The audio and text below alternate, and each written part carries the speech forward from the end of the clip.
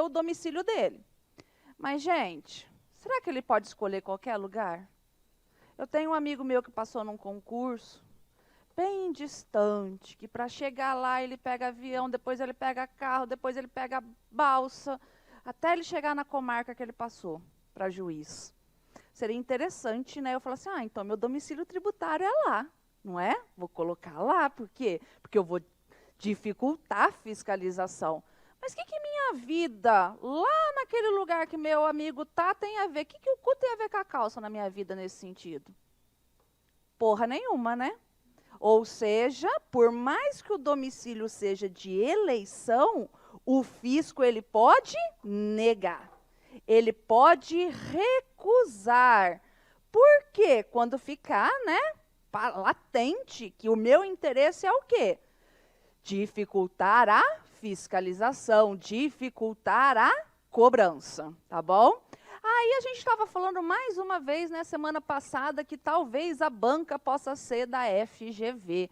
E a FGV adora o 127 também. Trazendo como? Trazendo como historinhas, que é a forma que a FGV gosta, né? Ela gosta de trazer um casinho. Então vamos lá. Se a pessoa não escolheu o domicílio dela, então está aqui, né? Eleição. Na falta de eleição, com relação às pessoas naturais, certo? A sua residência habitual, então, primeiro, ela não escolheu. Então, qual que vai ser a sua residência habitual? Ou sendo esta incerto ou desconhecido, o centro habitual de sua atividade, não é mesmo? E se ela não tem isso? Lembra que nós já conversamos com relação ao povo que fica fazendo malabares na frente do sinal? Nós conversamos sobre eles, né? Lembra que eu falei para vocês que eles estão prestando serviço? Que a moedinha que a gente dá para eles não é uma doação, e sim é um pagamento pelo serviço de entretenimento prestado? E aí? Será que essa pessoa, não sei, né? Mas será que ela tem uma residência habitual? Muitas vezes não. Será que ela tem um centro habitual de sua atividade?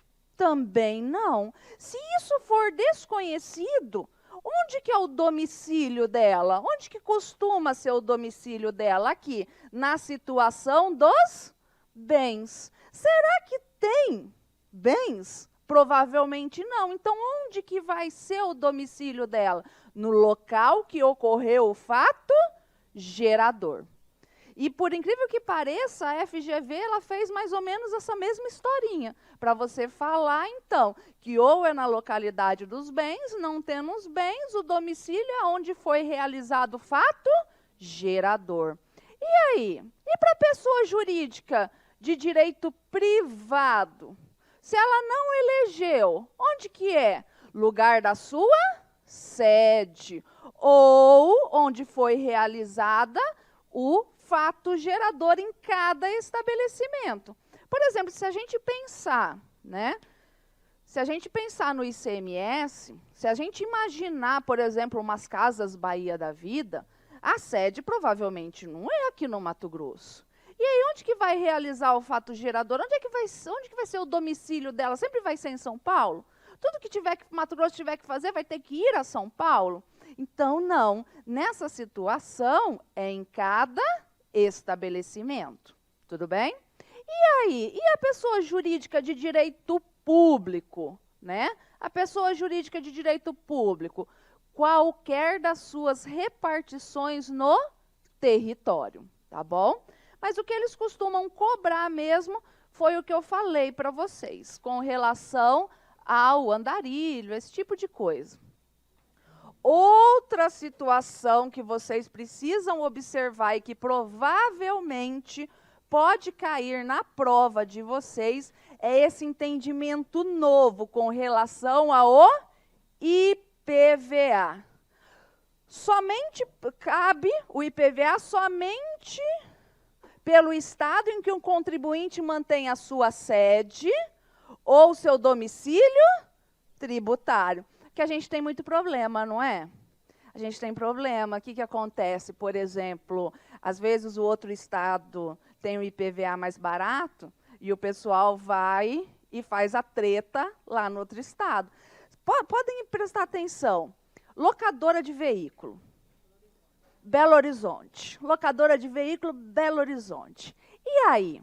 Será que é porque é lá em Belo Horizonte? Né? Não, por quê? Porque lá o IPVA para locadora de veículo era muito mais barato. Era 1%. Eis que Pedrinho, estou falando, Pedrinho é foda, cara. Eis que Pedrinho fez o quê? Reduziu também o IPVA para 1% para as locadoras, justamente para parar essa guerra, né? O que foi muito interessante e muito importante. Sabe qual que foi a treta que deu na época? Vamos recapitular? Eu não ia falar disso, mas eu não me aguento.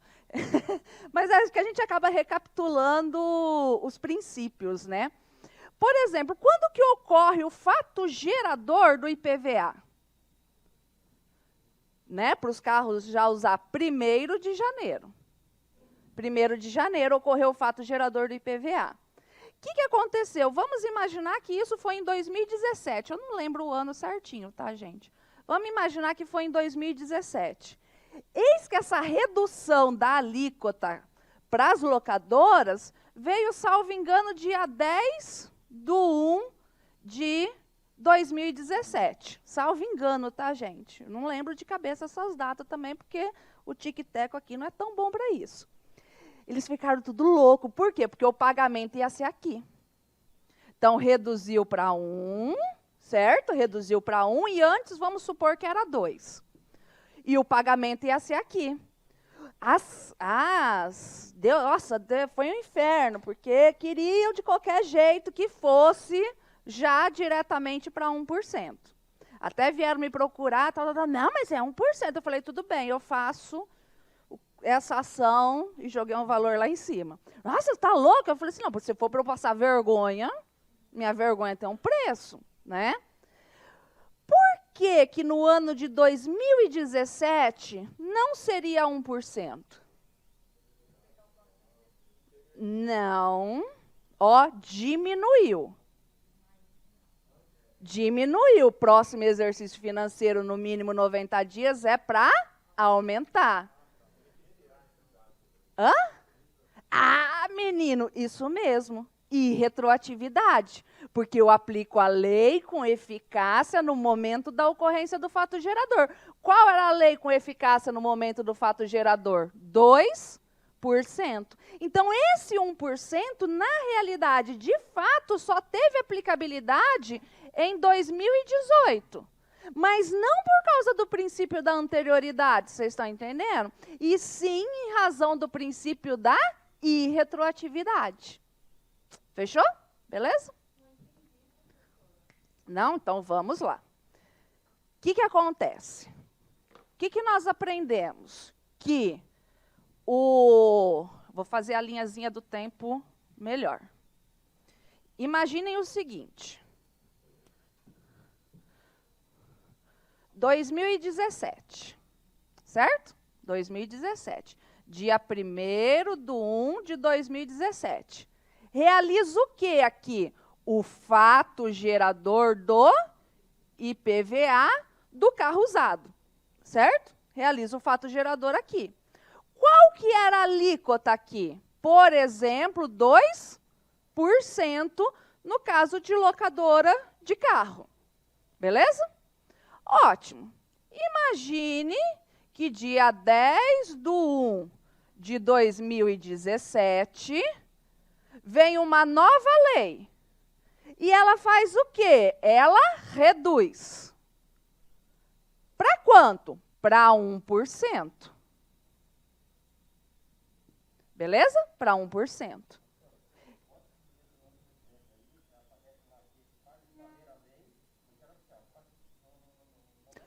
Pode falar, entra-se em vigor na data da sua publicação. Isso, entendeu? Ah, mas vai ser só em 2018. Só em 2018. Por quê? Por causa que tem que respeitar o próximo exercício financeiro? Não. Ó, diminuiu, lembra? Surpresa boa é massa, pode ser agora. Você entendeu?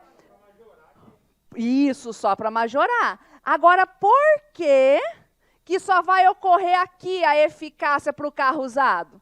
Porque é aqui que eu realizo um novo fato gerador. Porque lembra, cadê o fato gerador? Está aqui. Cadê a lei? Está aqui. Eu posso fazer isso? Regra geral, não. Agora, professora, e para os carros que foram comprados aqui? Aqui comprou um carro novo. E aí?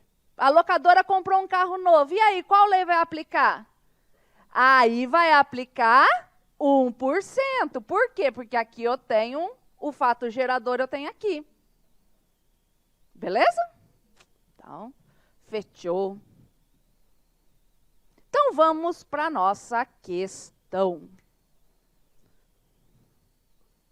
Nossa, isso aí deu uma confusão. Aí o povo, não, porque a gente liga lá e eles falam que só vai ser o ano que vem porque o sistema não dá certo. Eu falei, não, não é sistema, é que eles não sabem explicar o motivo e você também não vai entender, mas não vai dar certo.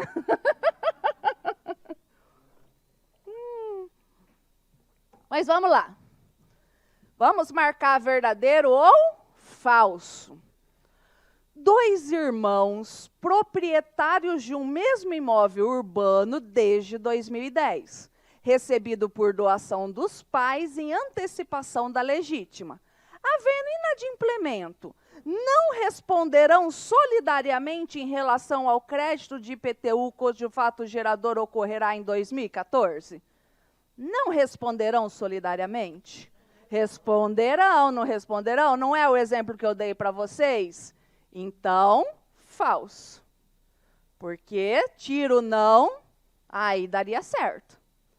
Um menor de 16 anos que tenha recebido por doação um imóvel urbano, escriturado e registrado onde necessário, possuirá capacidade tributária passiva em relação ao IPTU? Sim, né? Os melequentinhos são contribuintes, né, não? Uma pessoa, na hipótese de ser solidariamente obrigada por expressa designação por lei, poderá alegar o benefício de ordem. Ela pode falar, cobra primeiro de quem tem a cota parte maior, coisa parecida? Não, né? Então, não poderá alegar o benefício de ordem. Aí, olha que a prova vem falando, né? Aí ela traz um monte de coisa para confundir. Desde que nomeie bens do devedor, citos no mesmo município, livres e de embaraçados, quando bastarem para solver o débito. Não, né, gente? Não tem exceção nesse sentido. Uma pessoa, então, falso. Uma pessoa que venda mercadorias como autônomo, sem possuir pessoa jurídica regularmente constituída, é dotada de capacidade tributária passiva? Sim, né? A sacoleira é contribuinte. Então, verdadeiro. Oi? É mesmo, assim, o pagar é outros 500, né?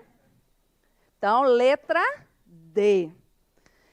Agora, a responsabilidade tributária, que eu falei que vocês não poderiam perder essa aula, porque essa aula é de extrema importância. Não cai, chove em concurso público. Se vocês forem estudar sozinho com os livros, vocês vão se perder, porque tem trocentas mil correntes doutrinárias sobre essa porra aqui. Aí você fica perdidinho. Então, por isso que eu vou, tipo assim, eu não vou esgotar, porque é muita coisa. Eu vou falar o que eu tenho que falar direcionado para o concurso de vocês, tá bom? Então, bora. E aí, gente, vamos lá, vamos pensar aqui comigo, né? Eu gosto de utilizar esse exemplo, que é o exemplo que a gente consegue visualizar. Nós temos várias modalidades de responsabilidade. Mas vamos pensar o seguinte, ó. Eu, Lígia, sou contribuinte do imposto de renda. O meu empregador é responsável por reter e recolher o meu imposto de renda, a minha contribuição previdenciária, ou seja, ele não é o contribuinte, ele é o responsável. A primeira coisa que a gente tem que ter na cabeça aqui no direito tributário é que essa responsabilidade precisa do quê? Ela tem que vir da onde? Ela tem que vir da lei. Lembra, né, gente? Sujeito passivo. O sujeito passivo, eu tenho o contribuinte e eu tenho o responsável. Posso ter, não é obrigatório. Vamos lembrar? O contribuinte precisa de que lei, segundo o artigo 146 da Constituição Federal? Lei complementar. Já o responsável, basta lei ordinária, piriguete, medida provisória também. Tudo bem? Basta lei ordinária. Então, quando a gente fala em responsabilidade, eu tenho que pensar na lei. Mas basta lei? Não, eu tenho que ter uma terceira pessoa. Eu tenho que ter uma terceira pessoa. Mas basta uma terceira pessoa? Será que a lei pode falar que o tiozinho da esquina fica responsável pelo pagamento do meu tributo? Se a gente não tem vínculo jurídico nenhum? Não pode. Essa terceira pessoa tem que ter o quê? Um vínculo jurídico com o contribuinte. Mas não basta um mero vínculo jurídico. Precisa ser um vínculo jurídico com o quê? Com o fato gerador da obrigação. Então, raciocinem comigo. O que o meu empregador paga para mim? Salário. Salário é fato gerador do imposto de renda e fato gerador da minha contribuição previdenciária. Então, a lei, quando fala para o empregador reter e repassar, eu tenho uma terceira pessoa? Tenho. Uma terceira pessoa que tem um vínculo jurídico comigo? Tem um vínculo patronal de emprego. Mas não só isso, tem com relação ao fato gerador? Tem. Agora imagine a seguinte lei. O empregador retenha o IPVA do seu funcionário. Uai, o que meu empregador tem a ver com o meu carro? Porra nenhuma, né? Ah, mas professora, tá na lei. Tá na lei. Tem uma terceira pessoa? Tem. Ah, mas vocês têm vínculo jurídico? Temos, mas não basta o vínculo jurídico. Tem que ser o vínculo jurídico com o fato gerador. O que ele tem a ver com o meu carro, com a minha casa ou coisa parecida? Nada. Vocês estão entendendo? E é isso que fala o 128. Aqui, ó, lei, terceira pessoa, né? Vinculada ao quê? Ao fato gerador. Essa lei, ela pode, se ela quiser, ela retira o contribuinte da jogada e fica só o responsável. Ou ela pode trazer responsabilidade, o quê? Subsidiária, solidária, entre ambos. Tá bom? Então, é isso que acontece. Então, tá ali, precisa de lei complementar na responsabilidade? Não, né? Ó, não, lei complementar. Basta o quê? Lei ordinária. Se pode por lei ordinária, pode por medida provisória. Tudo bem? Essa súmula aqui, ela fala o quê? Ela fala que...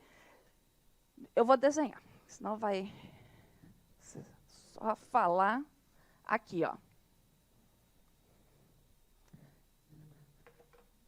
Ó, eu tenho o prestador de serviço, certo? Eu tenho o prestador de serviço e eu tenho o tomador do serviço. O que acontece? Muitas leis falam que tem que reter o ISS, que tem que reter a contribuição previdenciária numa situação dessa. Então, por exemplo, né, o tomador de serviço faz o quê? Faz um negócio com o prestador de serviço, falando, ó, eu vou te pagar R$1.000 para você prestar o serviço. Certo? Vou te pagar R$1.000. Aí vem a lei e fala o quê? Olha, tomador de serviço, você não vai pagar os R$1.000 para eles, não. Você vai fazer o seguinte, você vai pagar 800, porque 20% de alíquota, por exemplo, da contribuição previdenciária, e aí os outros R$200, você vai mandar para mim, para a União. Tudo bem? Certo? Essa é a regra geral. Ocorre o quê? Ocorre que nós temos o Simples Nacional, que a gente já conversou um pouco sobre ele. O prestador de serviço, ele já paga tudo bonitinho, certinho aqui numa única guia. Então, essa súmula fala o quê? Escuta, tomador de serviço, se o prestador de serviço tiver no Simples Nacional, você não precisa reter, não. Por quê? Porque ele já está pagando aqui. Tá? É isso que essa súmula fala. Modalidades de substituição. Provavelmente essa modalidade aqui, vocês já estudaram quando vocês estudaram o ICMS. Se aprofundaram nela. Mas vamos de novo. A tal da substituição tributária, não é mesmo? Gente, quando a gente fala em responsabilidade, nós falamos assim, por que cai tanto em concurso? Porque isso é algo que beneficia o fisco, ainda mais com relação ao concurso de vocês. Vocês estão entendendo? É algo que beneficia o fisco. Então, pensem no seguinte, é mais fácil, qual que eu coloquei primeiro? É mais fácil o fisco cobrar cada produtor rural ou cobrar a empresa lá na frente? O que é mais fácil? A empresa lá na frente. É porque aqui, em Mato Grosso, a gente pensa em grandes propriedades, né? E essas grandes propriedades, seria muito mais fácil fiscalizar. Só que o Brasil é feito de pequenas propriedades, né? Eu sou do interior de São Paulo, é sítiozinhos. Então, imaginem o seguinte, aqui eu tenho o sítio que produz porquinho. Certo? Aqui eu tenho o sítio que produz porquinho. Professora, por que a senhora não faz igual os exemplos que eles falam de gado? Porque eu não só sei desenhar porquinho. Eu só sei desenhar porquinho. Aí eu sei desenhar pato também. Aí eu sei desenhar elefante de costa. Né? Só que fazenda de pato e de elefante de costa é mais difícil, né? Então, mas de porquinho tem, né? E não pode falar porquinho. Eu tinha um cliente que ele tinha granja disso aqui, é suíno, Lígia. Ai, tá bom, porquinho. E aí? É mais fácil o fisco fiscalizar cada sítiozinho de porquinho ou fiscalizar o matadouro do porquinho? A Friboi. A JBS. Ou é mais fácil fiscalizar a JBS? É mais fácil fiscalizar a JBS, não é? Isso. O que acontece? Quando esse produtor vende para o frigorífico, vendeu? Circulou mercadoria, não circulou? Incide o ICMS. O fato gerador desse ICMS ocorreu aqui. Só que quem que vai pagar esse ICMS aqui? O frigorífico. É o frigorífico.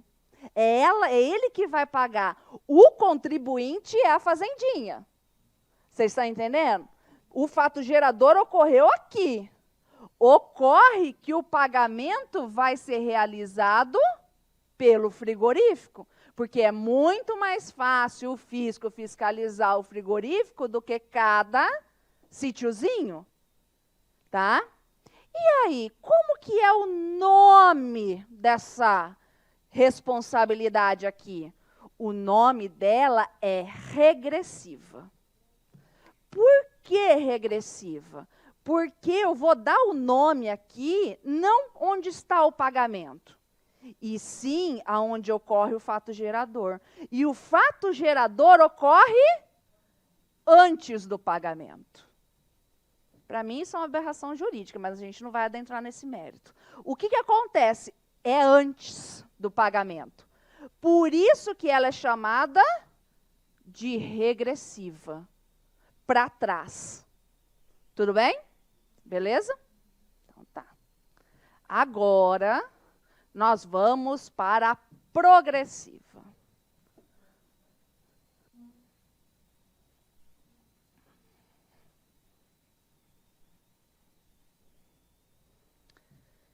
Imaginem, né? Nós temos a Ambev.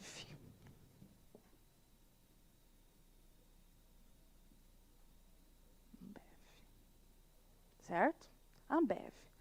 Aí, nós temos o botequinho. Isso mesmo, o botequinho. Tá aqui. Aqueles botecos mesmo, sabe? Aqueles pão, sabe? Que você vai lá, você toma cerveja.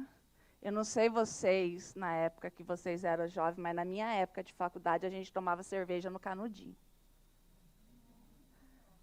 Para quê? Para subir mais rápido, porque a gente não bebe porque é gostoso, a gente bebe para ficar tonto, né? E aí, como tinha pouco dinheiro, tinha que tomar no canudinho para o trem, pá, subir. Vocês não faziam isso? Não? Ah, eu estou falando que essa juventude não sabe de nada hoje em dia. Então tá lá, pensem, né? A gente pensa assim no botequinho, mas sabe aquela pessoa, o ambulante que está vendendo a cervejinha ali na frente do estádio, esse tipo de coisa? Aqui ocorre o fato gerador do ICMS, não ocorre? Né? Aqui ocorre o fato gerador do ICMS. Vou colocar aqui, fato gerador. Aí pense, não vamos pensar no princípio da não cumulatividade, tá? Porque é óbvio, sai daqui, vem para a distribuidora, que vai para o mercado, que vai não sei o quê, que até chegar aqui. Não vamos pensar nisso, não. Mas e aí? É mais fácil o fisco, fiscalizar todos os ambulantes, todos os botequinhos, tudo, ou é mais fácil fiscalizar a Ambev? Fiscalizar a Ambev. Então, o que acontece? Quem que paga esse fato gerador aqui? A Ambev. É a Ambev que paga. Ela paga antes de realizar o fato gerador. O que é um troço mais muito. Porque eu costumo brincar assim, quem aqui não tem casa própria? Quem aqui tem o sonho de ter a casa própria? Todo mundo tem casa própria? Não, você não tem. Você tem o sonho, você vai ter. Ó, estou profetizando. Você vai ter. E eu sou o município. Já quero cobrar seu IPTU já agora. Não é louco isso? É a mesma coisa que ocorre aqui, porra, né? Como assim? Só porque é mais fácil, mas tudo bem. Então eu olho onde? Eu olho para o fato gerador. Eu olho para o fato gerador. Por isso que o nome é progressiva. Para frente. Porque o fato gerador vai ocorrer depois do pagamento. E aí a gente sempre teve uma celeuma assim. Mas e se o valor for menor, né? Porque, gente, vamos ser sinceros. Ai, eu me alongando de novo. Mas vamos lá. É feita uma pauta, tipo uma pauta, né? Então, por exemplo, o governo fala que essa cerveja vai ser vendida a R$10. E aqui em cima desses R$10, ele coloca lá o 35% do ICMS. Estou chutando, tá, gente? 35% é mesmo, mas o valor da pauta eu não sei.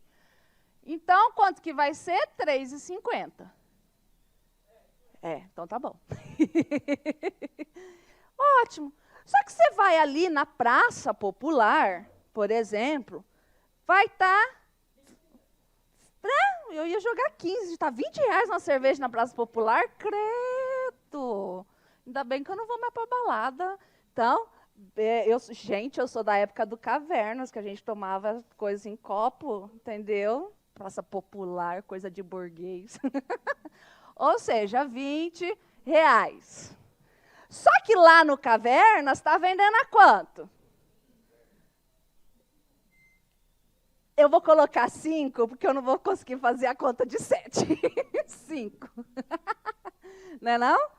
Ou seja, tá vendo que o Cavernas pagou um ICMS maior e a Praça Popular deixou de pagar ICMS, pagou um ICMS menor, porque ela tinha que pagar R$ 7, né? De ICMS. E o Cavernas tinha que pagar uns 50. 1,75? Obrigada. E aqui tá certo? Ah, então tá.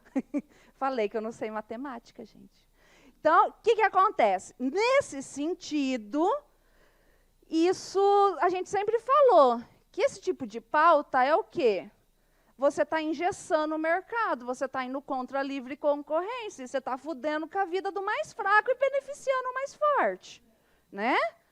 E aí, o que a Constituição fala? A Constituição, ela sempre falou o seguinte, ela sempre falou que só poderia devolver se o fato gerador não se realizasse.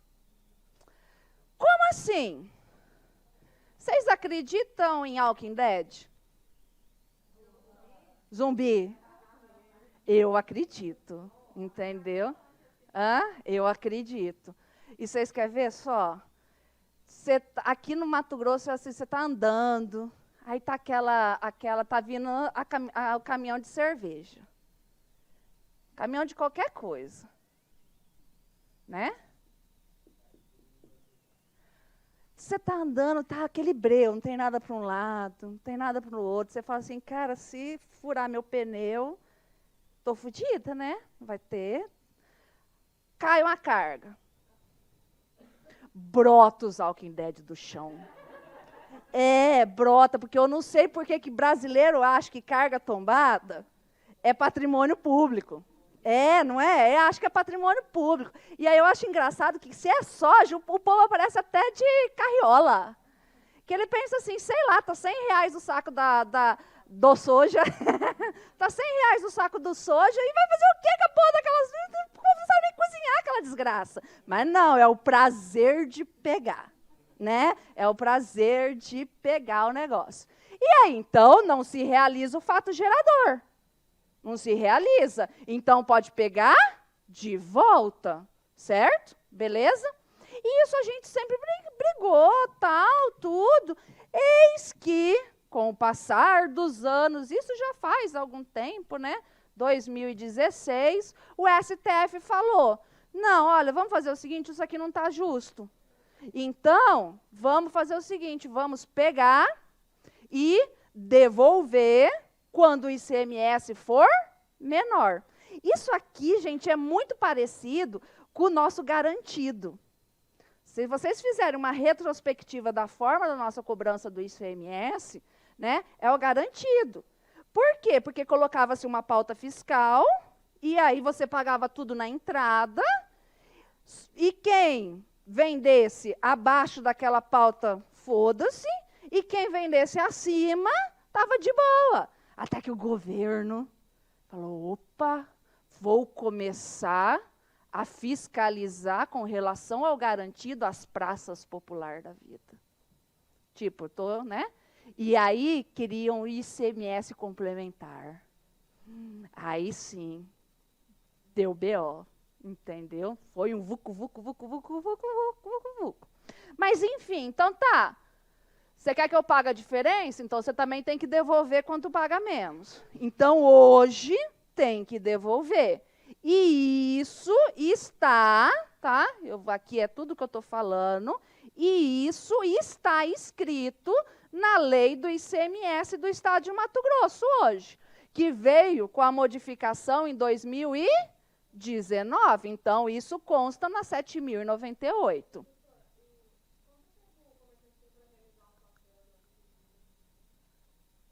Realizar o fato gerador? Isso.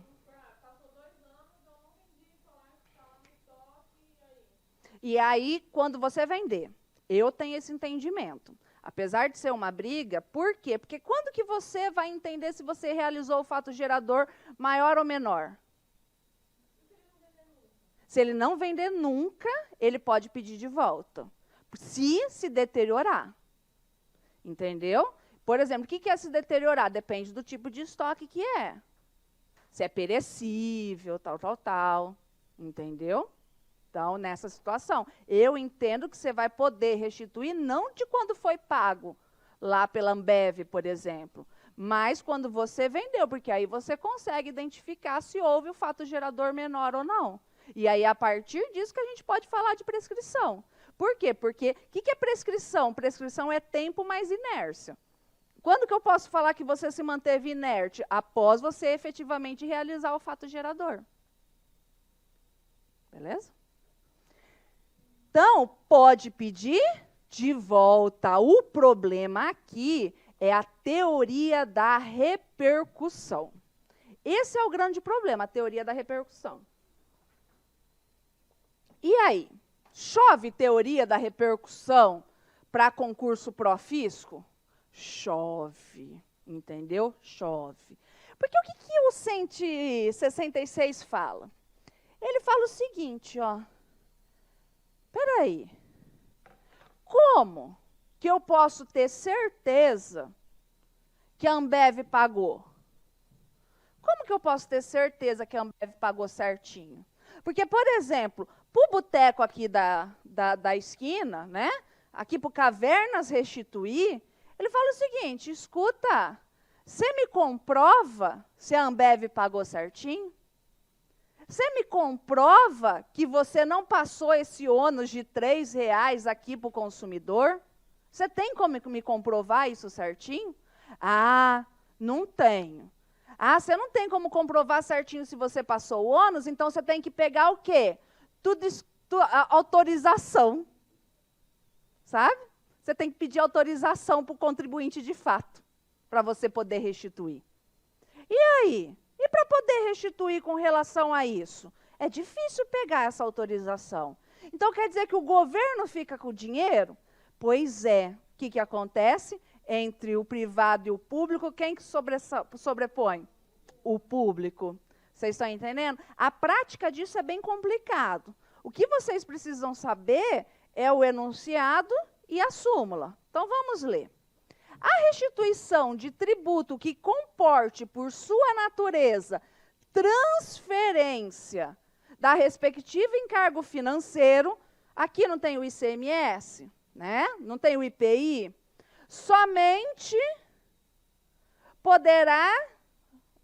será feita a quem prove haver assumido o referido encargo, ou, no caso de tê-lo transferido a terceiro, estar por este expressamente autorizado a receber.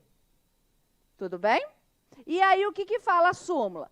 Cabe a restituição do tributo pago indevidamente quando reconhecido por decisão que o contribuinte de iure, contribuinte de direito, né, que foi quem pagou, no caso ali, por exemplo, seria a Ambev, não recuperou do contribuinte de facto. Do contribuinte de fato. No fritar dos ovos, quem é o contribuinte de fato? O consumidor, né? O quanto respectivo. Tudo bem? Na prática, isso é muito complicado. Mas, para vocês, é a decoreba disso daqui. Tá?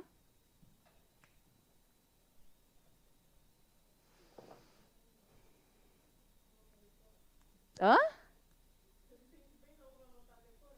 Não, mas porque o que acontece, por exemplo, né? Por que eu estou falando? O que acontece? Eu vou tentar explicar, ser mais claro. Porque o que acontece é o seguinte. Por exemplo, eu já entrei com requerimento para tentar ver esse tipo de coisa. O que eu tive que fazer? Eu tive que produzir prova. Por exemplo, o meu cliente era o produtor, numa outra situação. Eu tive que entrar, por exemplo, para grande troço de soja aí, tal, que eu não posso falar o nome, né? Eu tive que entrar com exibição de documentos, para ver se ele tinha pago tudo certinho, para a gente não ter que pagar e assim por diante, sabe? Ou restituir, a gente teve que entrar primeiro com exibição de documentos, aí veio aquele catatal de documentos, pedir coisa. Então, assim, isso daí na prática é muito complicado. O que acontece aqui é o seguinte, quem que é o contribuinte de direito? Quem pagou aqui? Contribuinte de direito? A Ambev. A Ambev que pagou. Você está entendendo?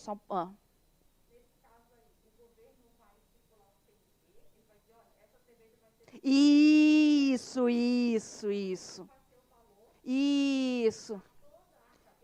Isso. Não, vai depender da situação. Pode ter, entendeu? Pode ter. Então, por isso que, às vezes, não é aqui que recolhe, aqui o ST vai ser aqui. Tudo vai depender da categoria, da situação, tudo vai depender disso. Não, tudo vai depender. Vai depender do tipo de produto, do tipo de mercadoria, o tipo de... Tudo depende, entendeu? Hã? Isso. Você entendeu? Então, eu jogo esse primeiro porque fica mais fácil a gente pensar, né? Fica mais simplório. Mas não é tão simples assim. Isso aqui é difícil pra cacete, entendeu? Então, o que acontece? Quem que pagou? Quem que é o contribuinte de direito? É esse aqui. Você entendeu? Quem que é o contribuinte de fato? O consumidor. Tudo bem? É o consumidor.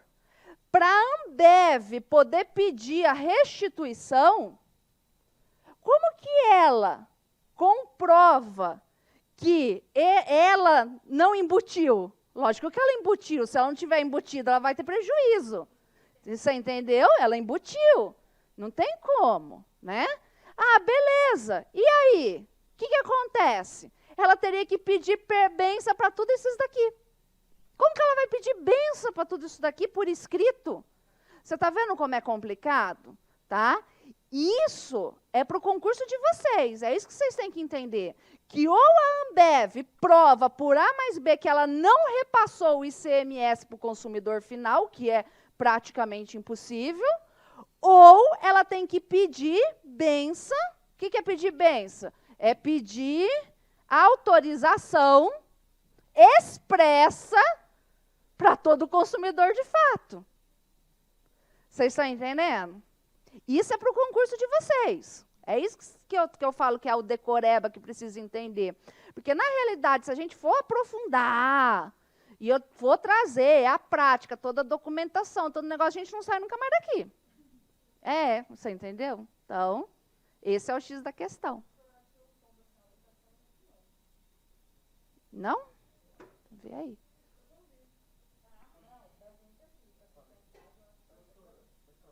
Oi.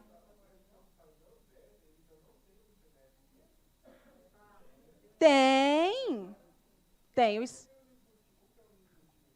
Então, ela embutiu. Como que ela não embutiu? Você está entendendo? É por isso que a gente fala que essa restituição, na prática, ela é extremamente difícil. Como que ela comprova que ela não embutiu? Você está entendendo? Por exemplo, o professor tem um exemplo de que ela não embutiu? Um exemplo desse que não embutiu? Tenho, por exemplo. Um cliente meu, ele tinha o Prodeic, aí o Prodeic dele foi suspenso indevidamente, eis que ele estava tendo que pagar o ICMS sobre o ativo imobilizado, aí cobraram o ICMS sobre o ativo imobilizado, aí a gente foi pedir restituição, tudo, porque não podia cobrar sobre o ativo imobilizado, nem poderia ter sido suspenso ele do Prodeic, tal. E aí, o que eu tive que fazer? Eu tive que demonstrar que aquele ICMS que ele pagou, ele não passou para ninguém. Por que ele não passou para ninguém? Porque aquilo não era uma mercadoria que ele estava vendendo, era um ativo imobilizado para ele. Era o consumo dele, você entendeu? Então, assim fica mais fácil. Mas isso aqui é extremamente complexo. Tanto é que quando você vai pedir restituição de indébito de ICMS, a primeira coisa que a procuradoria alega é a teoria da repercussão, que eu tenho que demonstrar que não foi passado para o consumidor final. Hoje, na prática, o judiciário até está relevando um pouquinho, está sendo um pouquinho mais fácil, entendeu? Mas para o concurso de vocês, não vamos pensar nessa facilidade que o judiciário está dando. Por quê? Porque o concurso de vocês é pró-fisco. E isso aqui é pró-fisco, tá?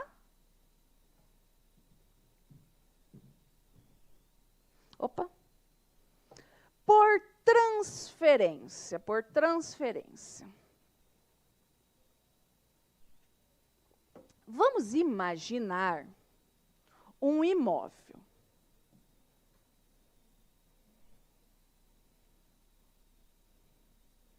Vamos imaginar um imóvel.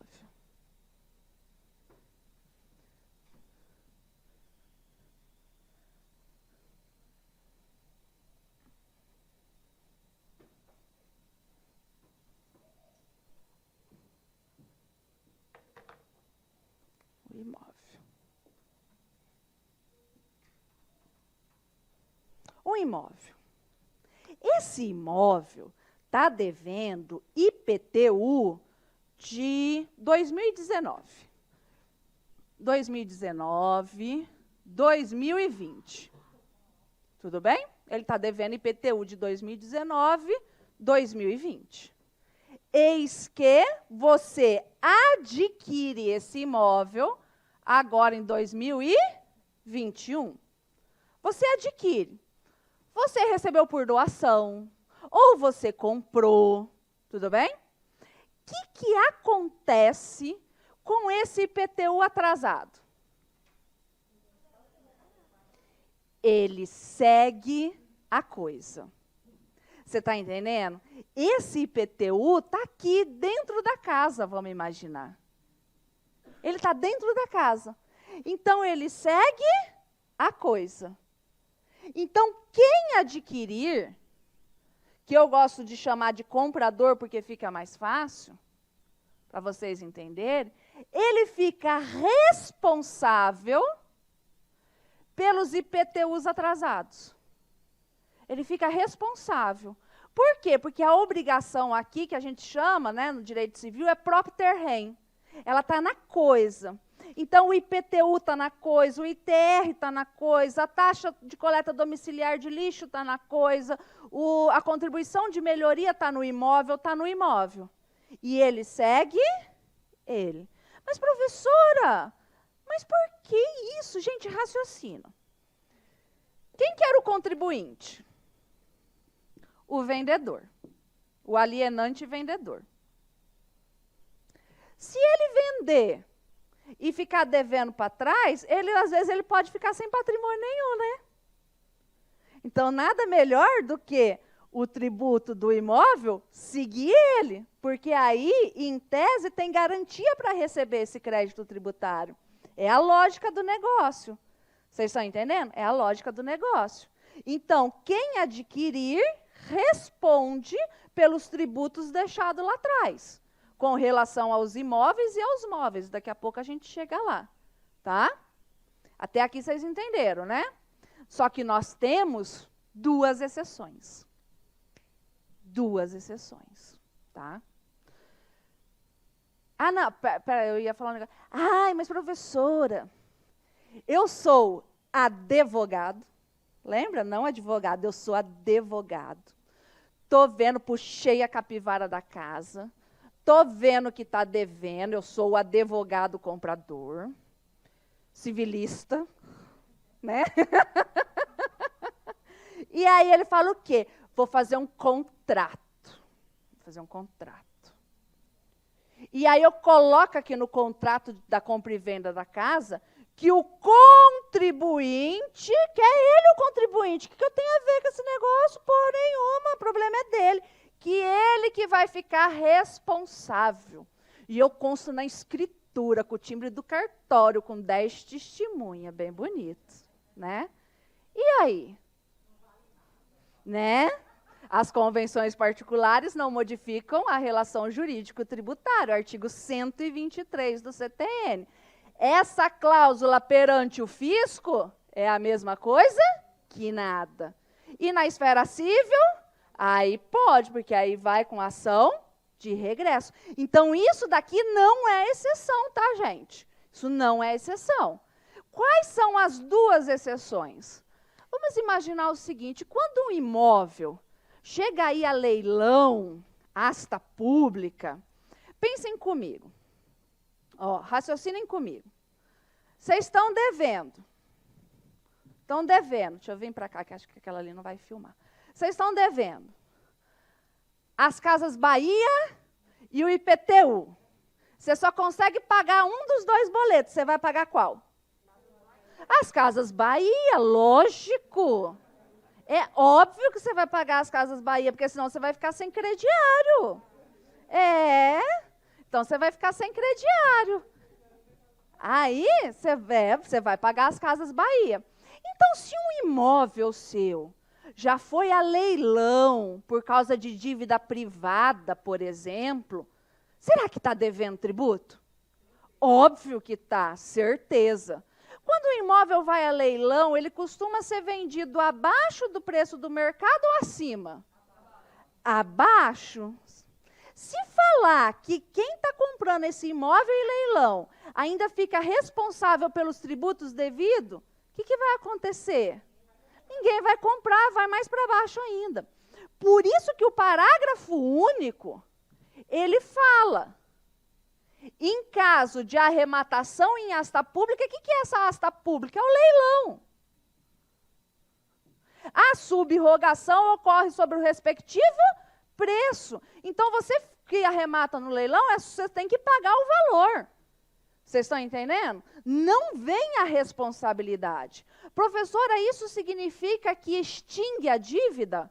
Não, não significa que extingue a dívida. A dívida vai continuar com quem? Com o contribuinte. Vocês estão entendendo? Então, essa arrematação e leilão impede a responsabilidade do arrematante e não a extinção do crédito tributário. Certo? Outra coisa, outra exceção. Quando você vai comprar uma casa, um imóvel que seja, você puxa a capivara dele, não puxa? Porque, gente, é assim, na prática, né? É assim. Estou eu comprando esse imóvel por 100 mil reais, vou pedir a certidão, ele está devendo 10 mil reais. O que eu vou fazer? Tomo os 90 mil, eu pego os 10 e vou lá pagar. É assim que tem que ser feito, é assim que a gente faz no mundo real, né? E não adianta vir a pessoa, não, depois eu pago, e fazer contrato que você vai se foder, não adianta. Você está entendendo? Não adianta. Agora, imagine o seguinte, eu estou comprando essa casa por 100 mil reais. Vou lá e peço a certidão negativa para o município. E o município vem e me dá a certidão negativa falando que não deve nada. Então, o que eu faço? Tomo 100 mil reais. Estou com a certidão negativa que não deve. Aí depois vem o bonito do município e fala, ai, me enganei. Deu um problema no sistema, me enganei. Agora você é responsável. Ô, filho, eu pedi a certidão negativa. Eu estava de boa fé. Se você tivesse me falado com antecedência que eu tinha que pagar, eu tinha descontado e pago. Agora não vem me encher meu saco por causa de problema seu. É mais ou menos isso. Então, por isso que o CTN fala o quê? Salvo, né, quando conste do título da prova da sua quitação. O que é isso? É a certidão negativa. Então, se você tem em mãos a certidão negativa que não deve, impede a responsabilidade. Ele que vá, se teve algum problema, coisa parecida, vá atrás do vendedor. Agora, de mim, não pode, porque eu estou de boa fé nesse sentido. Então, só recapitulando. Beleza. Obrigação propter rem. Os tributos que incidem sobre o imóvel, segue a coisa. Quem adquiriu, quem comprou, é responsável pelos tributos lá atrás. Salvo se tiver a certidão negativa de que não deve, ou seja, que conste o título da sua quitação, ou se esse imóvel foi adquirido em asta pública, em leilão. Fechou?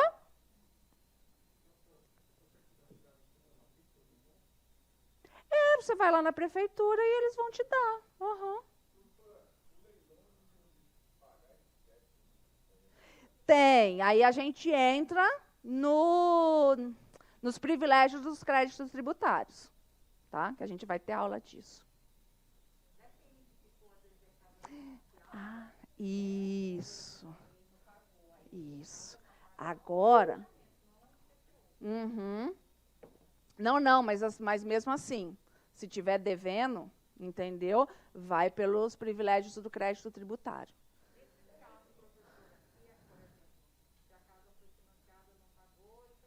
Isso.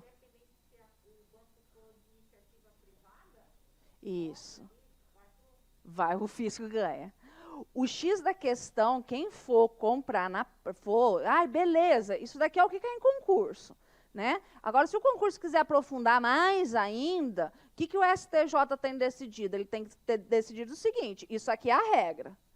Agora, se no edital do leilão falar que o adquirente responde, aí vai responder, entendeu? Então, muito cuidado, porque hoje está na moda o povo comprar carro em leilão, esse tipo de coisa, que isso aqui também vale para o carro, tá? Mas assim, então, se tiver constando que quem adquirir vai responder pelos débitos, o edital lá é soberano. O que eu acho isso um absurdo, porque vai contrariar o CTN. Mas tudo bem, mas esse é o entendimento do STJ, tá? Isso. E aí, as pessoas imunes, elas são responsáveis tributários? Sim, né? Eu sou lá instituição de educação e assistência social sem fins lucrativos, atendidos os requisitos da lei complementar. E aí, eu tenho um empregado. Eu tenho que reter do empregado? Tenho, tá? Então, a pessoa imune, ela pode ser imune com relação a ela ser contribuinte. Mas isso não gera automaticamente você retirá-la como responsável. Tá? Ela continua sendo responsável. Imunidade superveniente. O que é isso? A imunidade superveniente, gente. Imagine a seguinte situação. Vamos voltar para a igreja? A igreja do capeta, adoro! Né? Tô lá. Eu sou a igreja, a religião. Eu quero comprar esse imóvel para fazer meu templo. Beleza? E este imóvel está devendo IPTU. Ah, mas eu sou a igreja. Sou imune, né? Sou imune. E eu sou a igreja, sou imune, ainda desconto e não pago. Né? Quanto que é o imóvel? 100 mil. Ah, você está devendo 10 mil de IPTU, tá bom. Né? Me paga os 90, ainda te pago os 90, embolso os 10 mil e penso, sou imune, não tenho que pagar. Aí eu transformo ela em igreja. Realmente, a igreja é imune quando ela é contribuinte. Vocês estão entendendo? Então, com relação a 2021, por exemplo, ela não tem que pagar o IPTU desse imóvel, porque ela é contribuinte e ela é imune. Só um pouquinho, já abro, tá? E com relação aqui do passado, ela tem que pagar. Vocês estão entendendo? Por quê? Porque com relação ao passado, ela não é imune. Ela não é imune, ela não é contribuinte, ela é responsável. E mesmo a pessoa imune continua com a responsabilidade. Então, é por isso que não existe, não tem imunidade superveniente.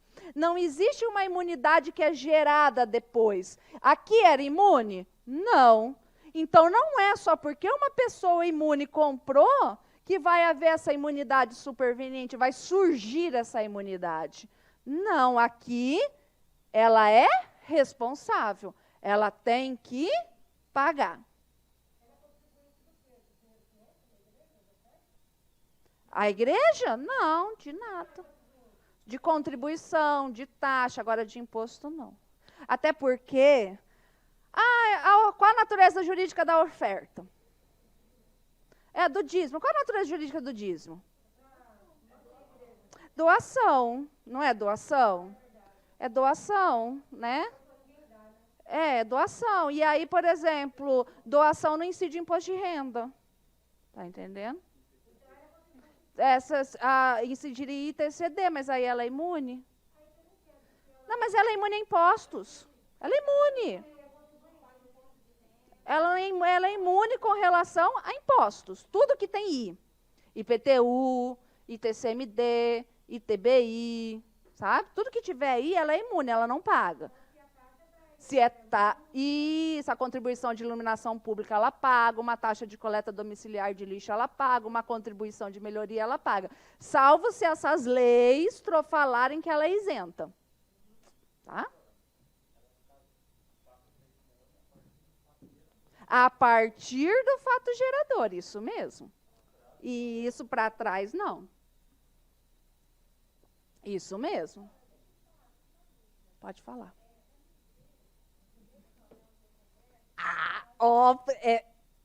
Chope, o pagamento. Tô brincando, fala.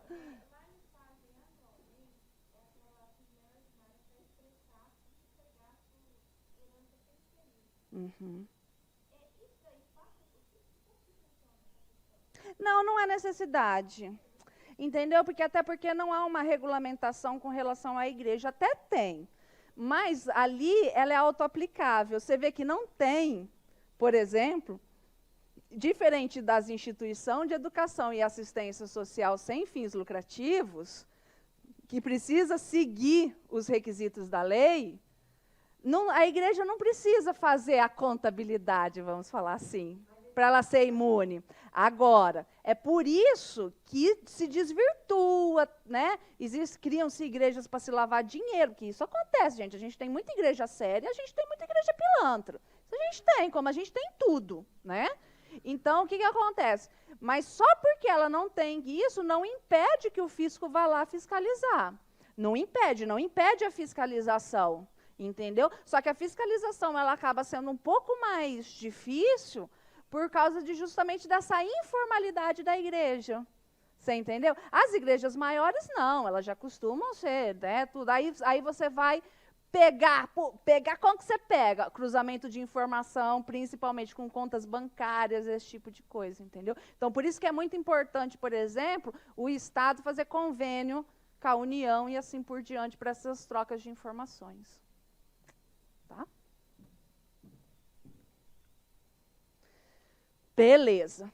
Tudo que eu falei para os imóveis serve para quem? Para os móveis, para os bens. Aqui é uma interpretação sistemática. Se o 131 está falando em imóveis, se o 130 está falando em imóveis, o 131 está falando em móveis. Então, quer dizer que serve para carro? Serve. Vocês estão entendendo? Serve para carro.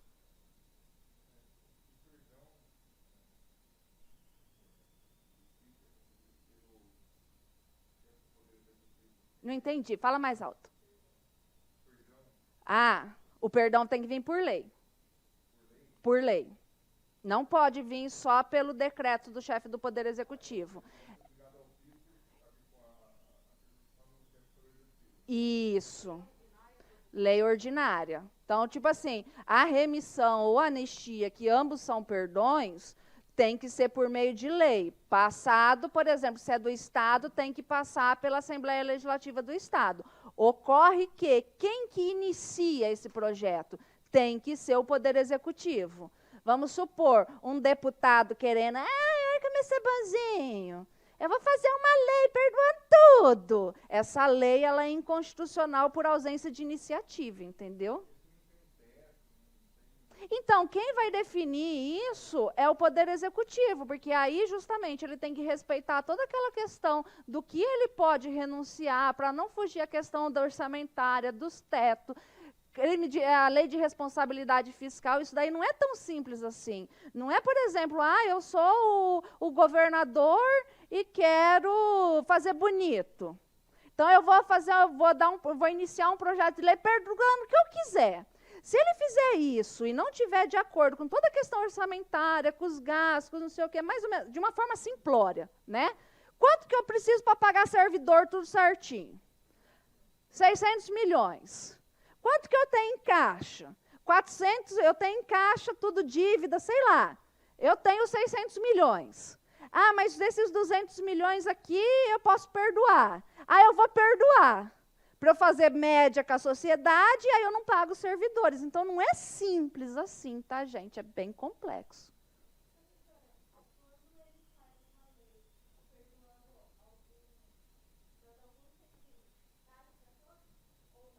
Depende da situação.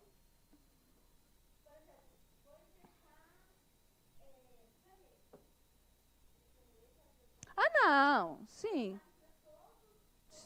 É para valer, para todos. E isso depende do que ele está fazendo, vai depender de toda essa situação, entendeu? Depende.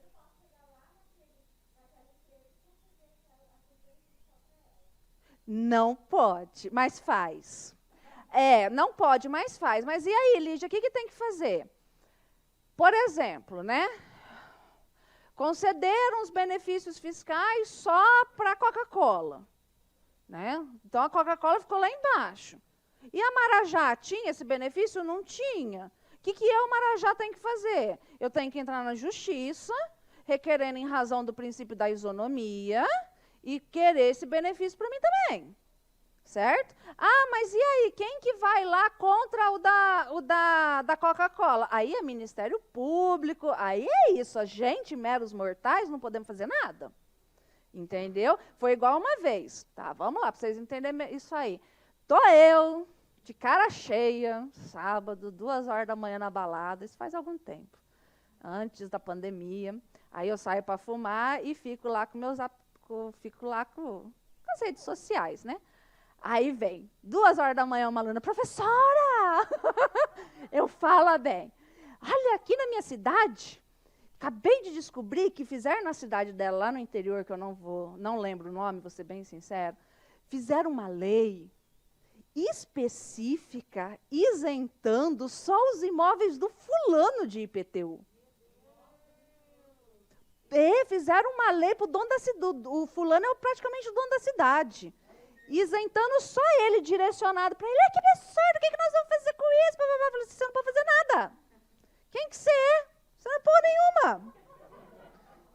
Mas isso, não sei o quê. E outra, se você fizer uma coisa, é capaz de você levar um tiro na testa. Quando é assim, tá todo mundo comprado, bem. Para, você não pode fazer nada. Agora, o que você pode fazer é requerer a isenção do seu IPTU com base no princípio da igualdade, porque se foi dado para ele, por que não para mim?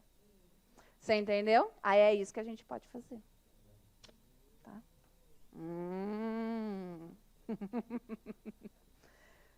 Beleza? Então vamos.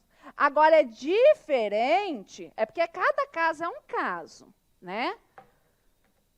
Ah, eu vou conceder o mesmo benefício que eu concedo para a Ambev, vou conceder para Louvada. Você está entendendo? Por que não é a mesma coisa? Porque sinto muito, Louvada, te amo, né? Adoro. Mas, assim, a Ambev, ela traz muito mais funcionário, muito mais coisa. Então, não é a mesma coisa, você está entendendo? Agora, é diferente de uma Coca-Cola e uma Marajá, que a Marajá já é uma indústria grande. Então, a gente tem que ver todo caso a caso, sabe? Porque aí tem os projetos de incentivo, tudo aquelas coisas. Não sei, multa ambiental. Mas tem, estou brincando. Não, é porque eu não sei nada de ambiental. Mas tudo isso precisa de lei. Eu entendo que precisa. Eu não sei se existe um regramento específico para multa ambiental.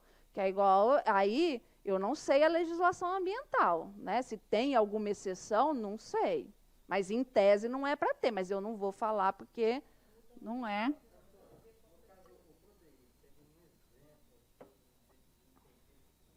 Sim, o Prodeic, eu falei ele já aqui, dei como exemplo. É o Prodeic, é um exemplo de isenção onerosa. Entendeu? Que é o Prodeic. Bora, gente. Então, vamos. Então, o que acontece? Tudo que eu falei para vocês, com relação aqui, eu estou falando também com relação ao carro, né? E olha aqui, com relação ao carro, depois eu volto aqui, tá, gente? Aí, a aplicação analógica. E o que a gente tem com relação ao carro? Vamos pensar. Vamos pensar. Para vocês entenderem aqui.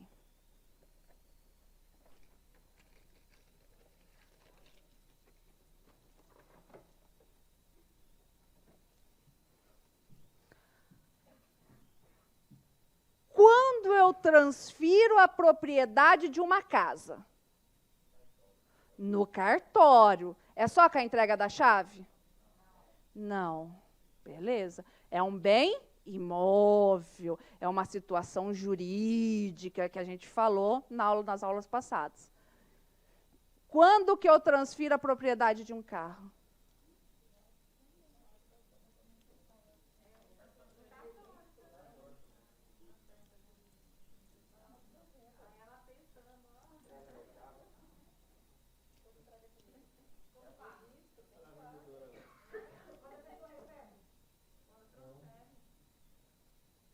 Quer comprar meu carro? Compra meu carro. Você quer? Beleza, tá aqui. Toma, é seu.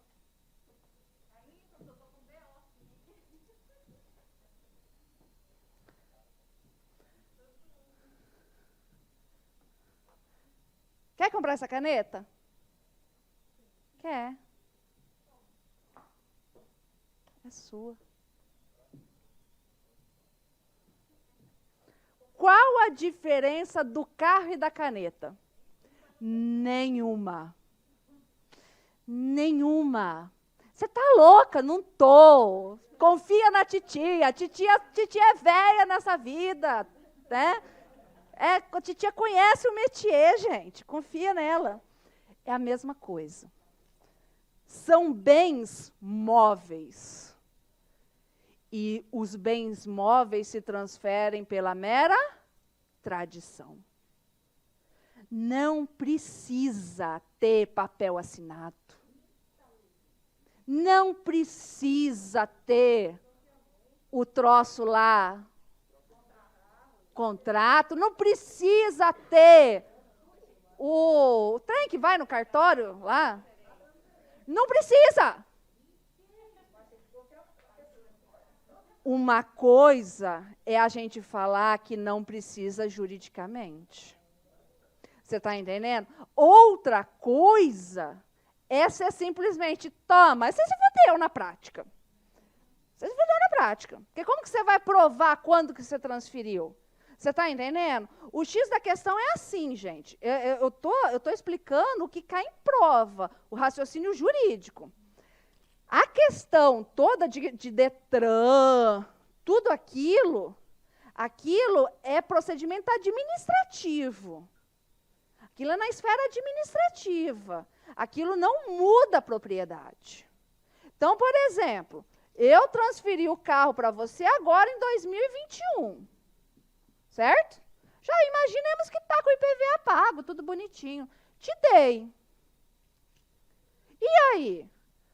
2022, pensa assim, quem que era o vendedor? A.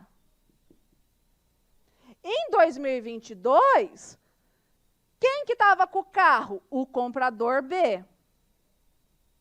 Não foi feito nada, foi de boca. Tá? Foi de boca. Foi feito nada. Quem que tinha propriedade desse carro aqui em 2022? O B. Não, propriedade. Propriedade. Como que eu transfiro a propriedade desta caneta? Como? Não pensa, não pensa. Não pensa se tinha que provar ou se não tem. Eu quero que vocês entendam o raciocínio jurídico que cai na prova. Daqui a pouco a gente chega depois do negócio. Isso aqui é a mesma coisa que uma caneta. É a mesma coisa que uma caneta. Vocês estão entendendo? É a mesma coisa que uma caneta. Raciocina comigo, raciocina comigo. Eu tenho Eu sou do pedal. Eu sou do pedal, surtei, comprei a bicicleta lá de 50 mil. E eu tenho uma D20 88. Mas eu tenho uma bicicleta de 50 mil. Você quer comprar minha bicicleta de 50 mil?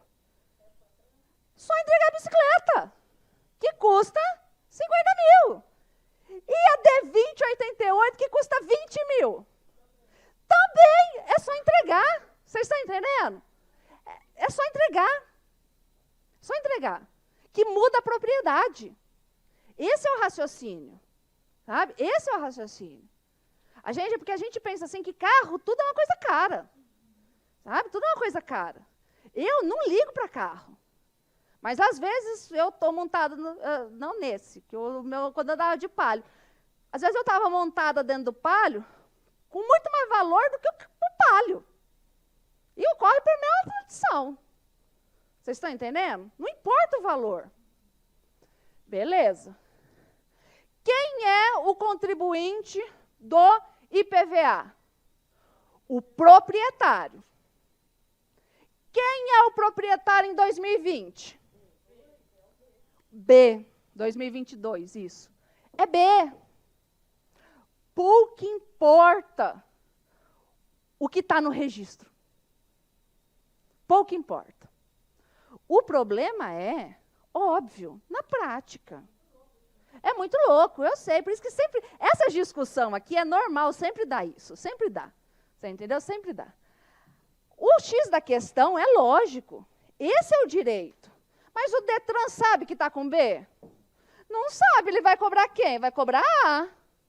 E até A provar que focinho de porco não é tomada, ele tem que ter papel para ele ir a juízo. Se ele não tiver nada, ele está fodido. Na prática, é ele que vai pagar. Na prática. Mas a gente não quer aqui a prática, que não é a prática que cai na prova.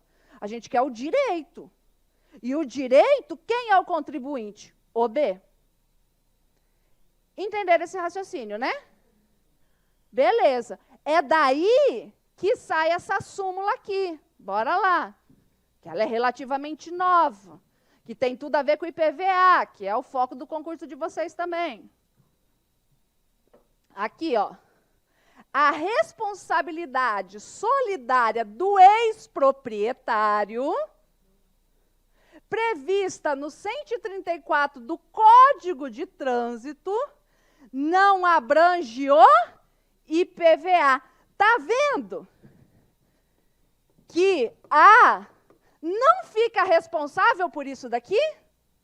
Por quê? Porque ele saiu da relação. O difícil é provar. Difícil é provar. Mas ele saiu da relação. Tá? Ele saiu da relação. Agora, e multa de trânsito? Aí responde, porque aí é uma legislação específica. Vocês estão entendendo? Aí responde.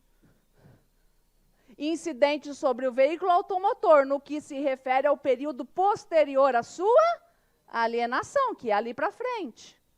Fica responsável pelas penalidades de trânsito? Fica. E por que que o CTB não pode mudar isso aqui? Porque o CTB é uma lei ordinária. Contribuinte está em lei complementar. Vocês estão entendendo? E aí, lá fala que contribuinte é quem é o proprietário. E o proprietário é com a mera tradição. O 134 não pode legislar sobre responsabilidade para todos os estados. Tudo bem? Entenderam? Ocorre que o STJ fala o seguinte, ó, eu tenho essa súmula aqui falando que o antigo proprietário não é responsável pelos futuros IPVA, se ele não fez a comunicação, bababá, toda aquela coisa. Mas, se a lei do Estado falar que ele fica responsável, aí beleza. Vocês estão entendendo? Quem não tem competência para isso é o Código de Trânsito Brasileiro, porque ele adentra adentra no quê? Ele usurpa a competência dos estados. Ele não é a lei Candir, não é nem lei Candir, mas ele não é uma lei complementar ou coisa parecida. Ele usurpa a competência dos estados. Agora, se a lei do estado, se a lei do estado falar, aí pode. E a nossa lei fala? A nossa lei fala, assim, para vocês fala, eu entendo que não fala, mas para vocês fala. Tá? Para vocês fala, que fica responsável. Aí você tem que ir lá no artigo 12 da lei do IPVA do Estado de Mato Grosso.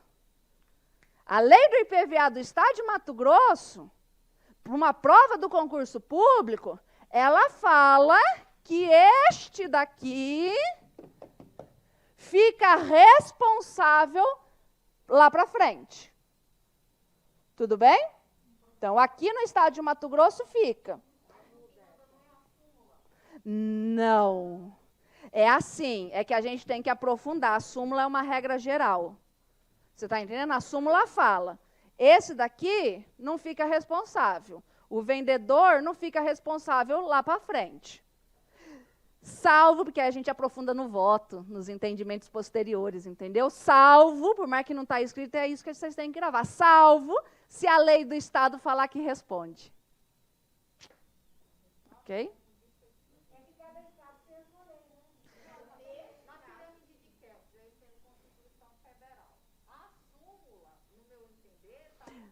Não, não.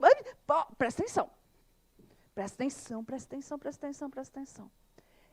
Essa é uma súmula simples do STJ. Vocês, fiscais do Estado de Mato Grosso, você não tem que respeitar isso aqui, não. Se eu entrar com um processo administrativo, trazendo, por exemplo, se a lei do Estado de Mato Grosso, a 7.098, falar que mudou de um estabelecimento para outro, tem que pagar ICMS, é isso que você tem que multar. Pelo amor de Deus, eu preciso ganhar dinheiro, mas é assim que funciona, você tem que multar. E tem que cobrar o ICMS. Ah, mas tem súmula do STJ, vocês não respeitam súmula. Vocês não são juiz. Vocês respeitam a lei no qual vocês estão subordinados. A única súmula que você respeita é a súmula vinculante. As que não são vinculantes, para vocês, não fede nem cheira na prática. Vocês nem podem usar elas como fundamento, porque senão vocês vão responder funcionalmente. Nem pode.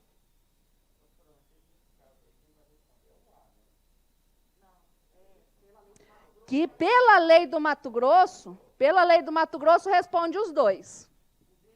O B e o A, de forma solidária, pela lei de Mato Grosso. Isso, B mais ou, se é responsabilidade solidária, não tem benefício de ordem, pode cobrar quem quiser. Entenderam? Certo? Então vamos para o intervalo.